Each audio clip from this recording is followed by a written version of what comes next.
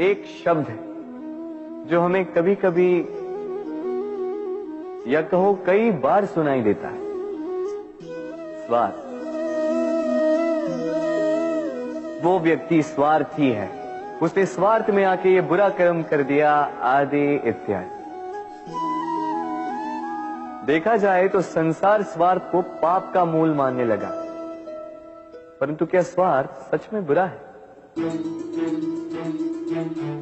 नहीं। स्वार्थ ये शब्द बना है स्व से, अर्थात स्वयं से।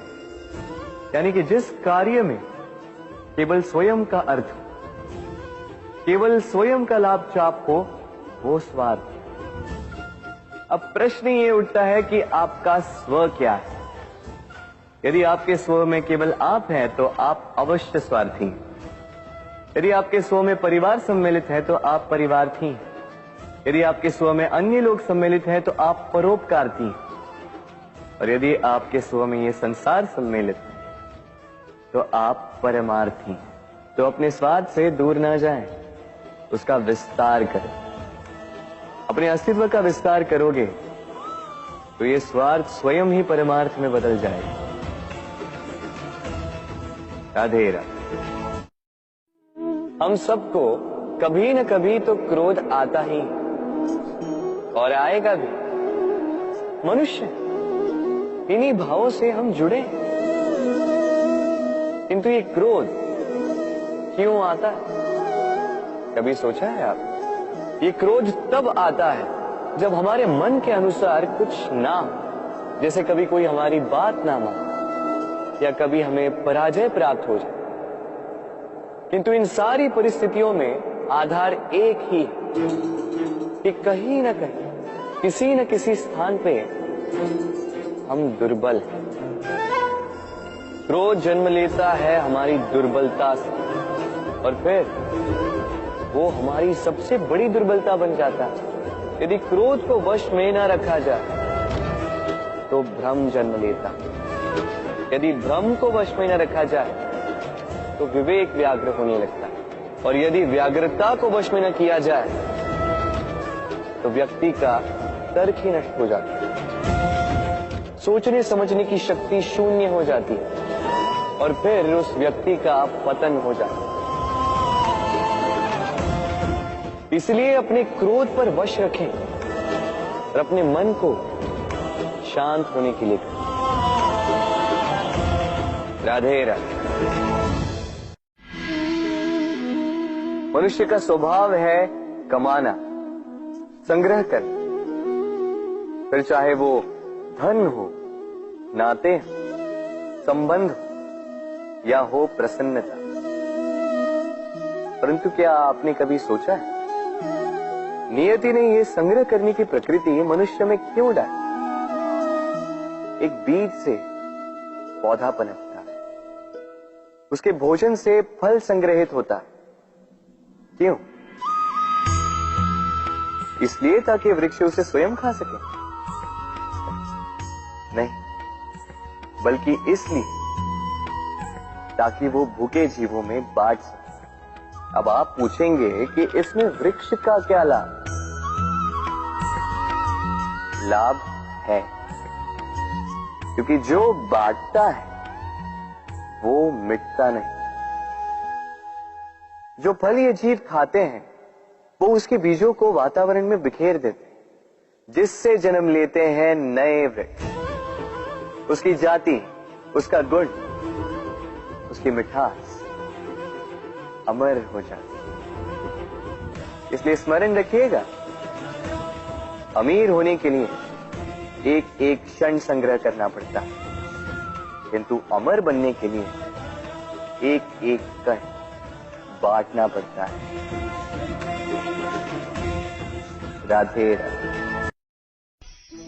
मनुष्य कई प्रकार के मनोरथ करता है, इच्छाएं करता है, अभिलाषाएं करता है, कामनाएं करता है, स्वप्न देखता है, चाहता है वो सफल हो, उसे संपन्नता मिले और अंततः निराश हो जाता है क्योंकि ये सब नहीं होता।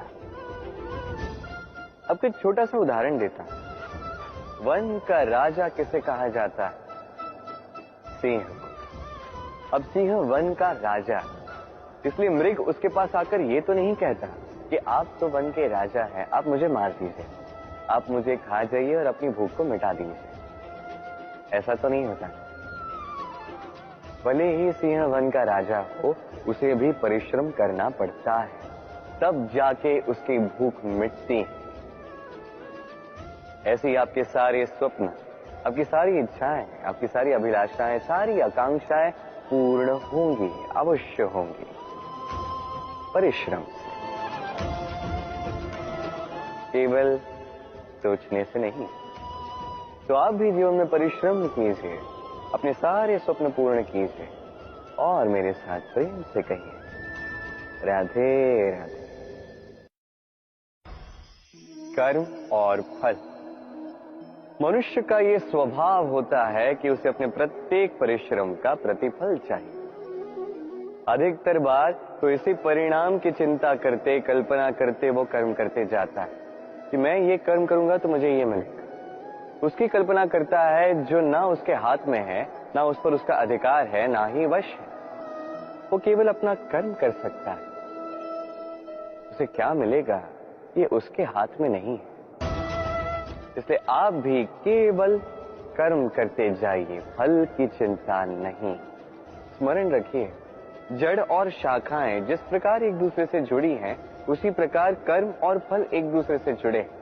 जो भी आप कर्म करोगे उसका फल आपको अवश्य मिलेगा। इस फल की चिंता में कर्म का समय नष्ट ना कीजिए, क्योंकि जो व्यक्ति समय नष्ट करता है, समय उस व्यक्ति को नष्ट कर ही देता है।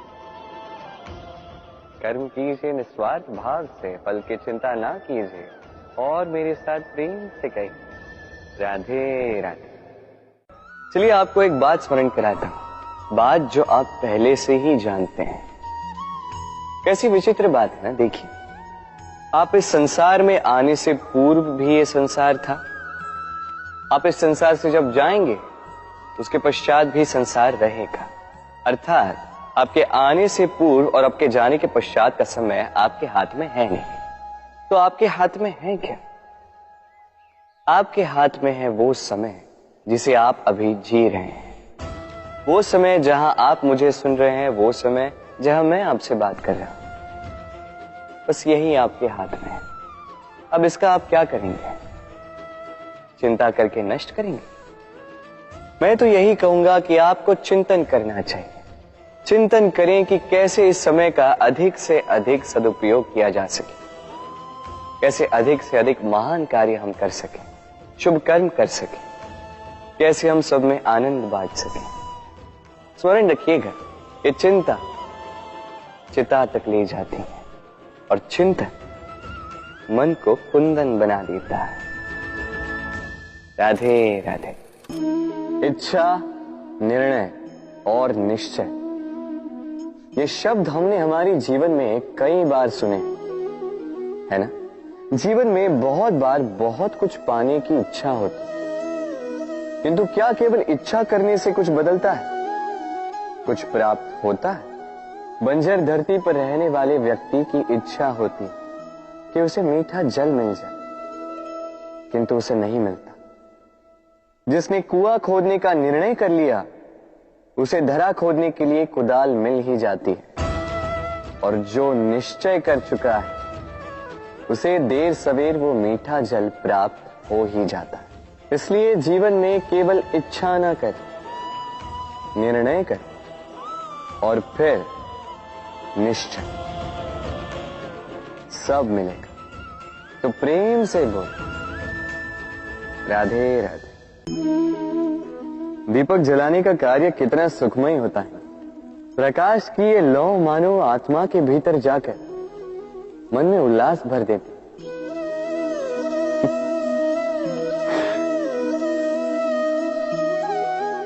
ये मैंने क्या कर दिया?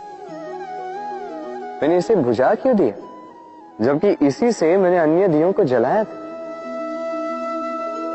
क्योंकि जब तक ये तीली अन्य बातियों को जला रही थी, तब तक ये जल रही थी। किंतु जब इसने ऐसा करना छोड़ दिया, इसे स्वयं बुझना पड़ा।